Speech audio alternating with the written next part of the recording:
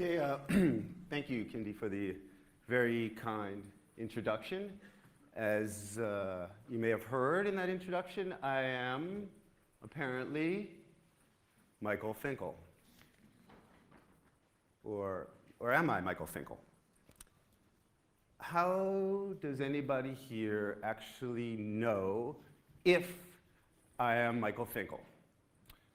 I will answer that question for you. You don't.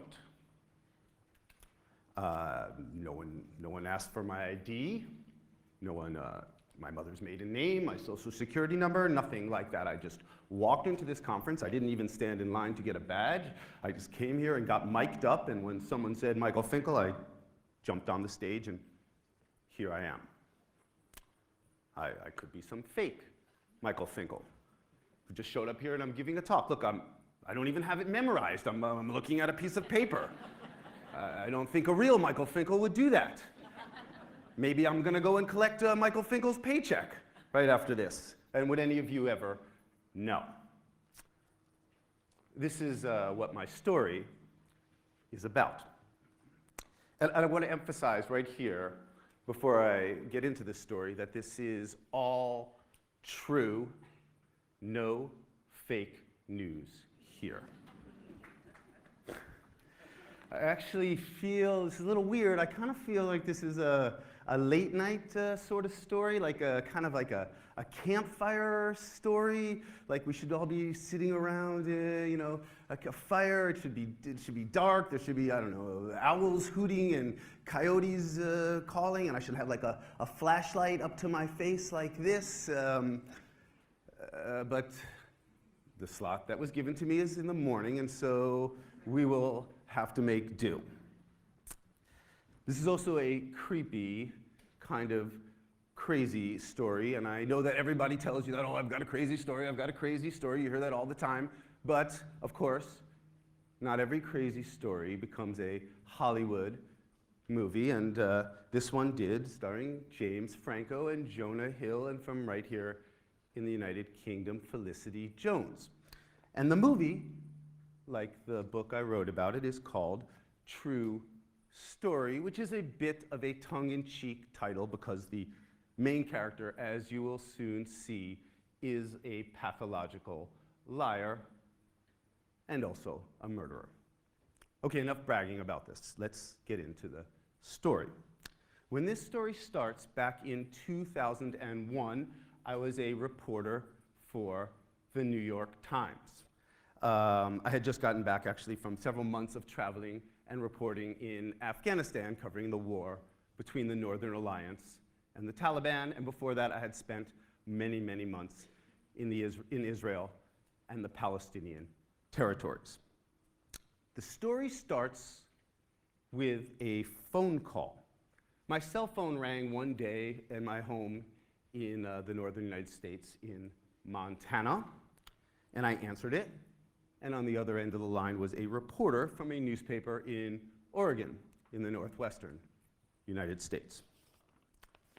So I answered the phone, and it was one of the strangest calls of my life. Probably not one of the strangest, the strangest. The reporter asked me if I was Michael Finkel of the New York Times.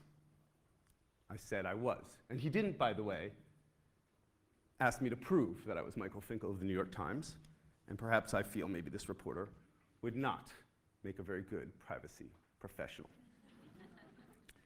The reporter then told me that a man named Christian Longo had just been arrested in Mexico.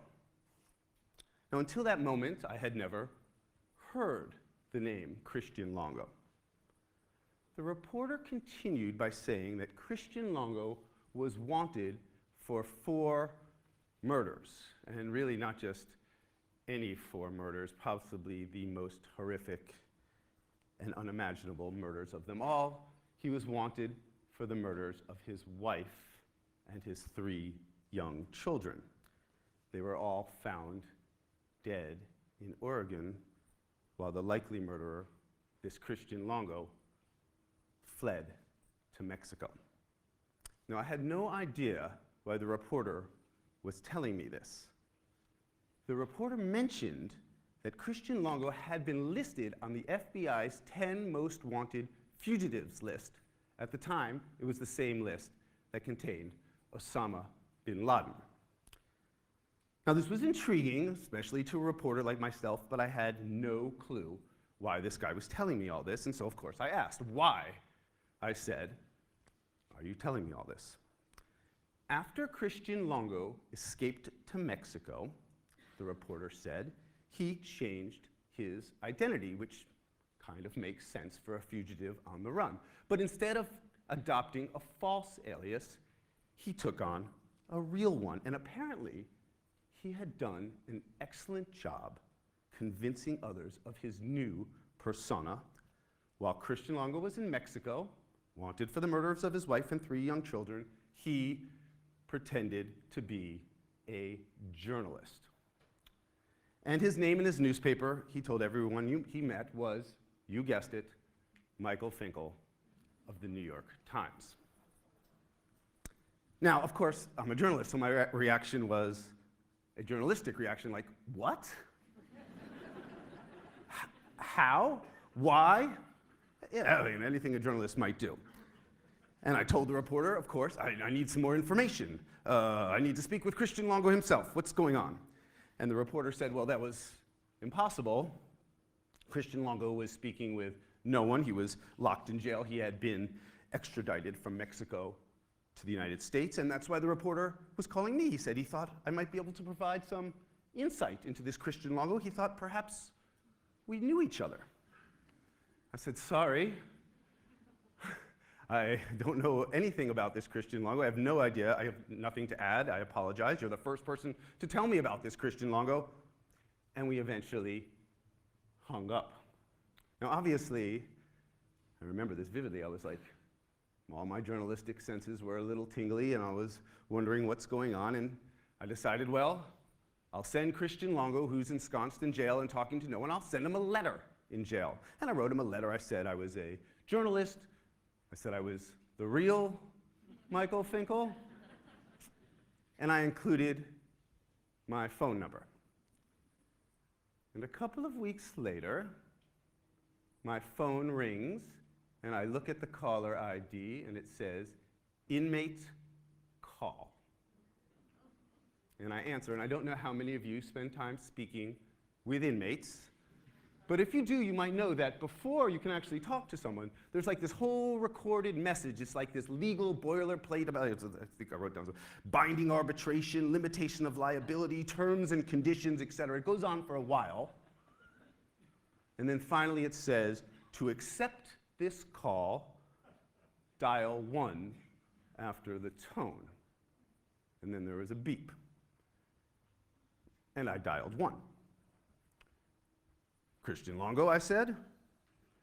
I was all ready to ask him these questions. I'm the real reporter, remember? I'm going to ask him these questions.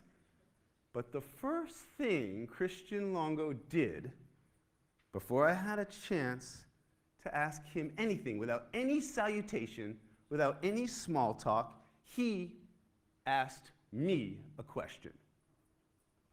How do I know, he said, that this is the real Michael Finkel? Anyone could have written me that letter, he said, trying for a scoop. Huh. This is exactly what I imagine a good privacy professional might do. I think I may have compared privacy professionals with psychopathic murderers. I apologize, I hope you forgive me. Can we go on? So this Christian Longo wanted me to prove that I was me. It's sort of an odd situation. I'm not really sure how to answer, I said. If you were here, I could show you my driver's license. Do you know my mother's maiden name, my social security number? I don't, said Christian Longo. Well, I said, I think you're just going to have to take this one on faith. Not good enough, he said. And I felt in his voice as if he were like giving me some sort of challenge or puzzle that I had to solve, but I didn't solve it. I was stuck. I don't know what to tell you, I said. I was prepared for that, he said smugly. I've made a quiz for you. I was sort of astounded, but actually I was a little bit relieved. And then Christian Longo, over the phone, jail to Montana, proceeded to give me a 13-question quiz. All of them about tiny details in my stories that I had written. Now, I had no idea how he had known about these details, but first I figured I had to pass this test. And actually, it was kind of a hard test. When I finish writing an article, I usually am sick of it, and I sort of jet it right out of my mind, and I don't really remember these details. And in fact, I believe I got the first 2 questions wrong. I think one question was, what's the name of a village someone lives in Afghanistan? And another question was, how much money did this laborer make in a year? And these are details I do not remember. And I thought for a moment that I would be unable to prove that I was really me. And it felt like some sort of existential conundrum. In the end, I was able to prove that I'm me. And then this fake Michael Finkel tells me over the phone and in follow-up calls and in many letters what it was like to pretend to be me. He said that he had been reading my articles for quite a long time, and before the New York Times, I worked for travel magazines and sports magazines. I even wrote for Skiing magazine for a while, and he had read my articles for years. He said he liked the style, he liked the adventures. He said he always wanted to be a journalist himself, able to just hop around the planet and write the type of articles I write. Now, I am not a well-known writer, not famous writer, not by a long shot. In fact, I think I just have one fan, and he turns out to be a psycho killer, but you take him where you get him in this business. Longo said that he was married at age 19, and he had 3 kids immediately after. He had no time for a job like that, which is a situation I know quite well. I happen to have 3 young kids and a wife right now, and I know how much time it takes. And he told me that my stories, he said, struck what he called his jealousy bone. He also told me, I love this, you have a writing style, he said, that I was not embarrassed to call my own. Then he proceeded to tell me how easy it was to fool other people. He said all throughout his time in Mexico, at hotels, at bars, with people he met on the bus, he said that he was a reporter from the New York Times. He bragged, like I just did, about all the stories he had written. He told these tourists, he was there on assignment. He said he was doing a story on Mayan mysticism and exploring all the ancient ruins, Mayan ruins of Mexico. I lived out a dream, Christian Longo told me. Now, I actually tracked down several of the people Christian Longo, the fake Michael Finkel, met in Mexico, and they all said they unquestionably believed he was actually a reporter for the New York Times named Michael Finkel. Here's one quote. He was well-spoken, polite, obviously intelligent. It made perfect sense to me that he was working for the New York Times. He had a good sense of humor. Another person told me that he asked the fake Michael Finkel if he was married. And the fake Michael Finkel said he used to have a wife. And the guy said, what happened? And he said, I got rid of her. And implying that they had been divorced.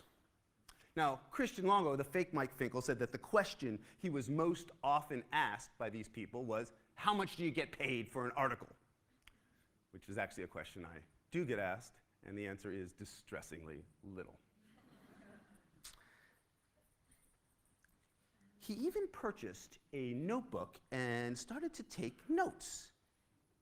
he gave out a made-up New York Times email address to people who asked if they could contact him and possibly try and get their own works published, which, by the way, happens all the time to real journalists. It all felt so natural, Longo told me. It made him feel important. Then he met a woman, an attractive young woman, who was trying to become a photographer. She'd brought her cameras to Mexico to work on her fledgling career as a professional photographer. And Christian Longo, the fake Michael Finkel, immediately hired her. She thought that she had had the break of her career. I spoke with her. She sent an excited email to her mother saying she'd just gotten a big break. She bumped into a New York Times reporter, and now she was on assignment.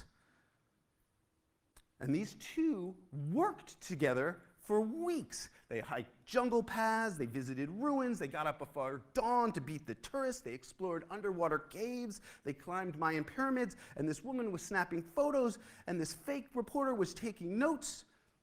This is what Christian Longo said. We worked as a well-oiled photojournalist team. And as I think you are probably wondering, yeah, they embarked on a romance as well. Now, I have been on assignment many, many times with some very attractive people, and even when I was single, that never happened to me, and I actually was wondering for a while if Christian Longo was doing a better job of being me than I can do of being me.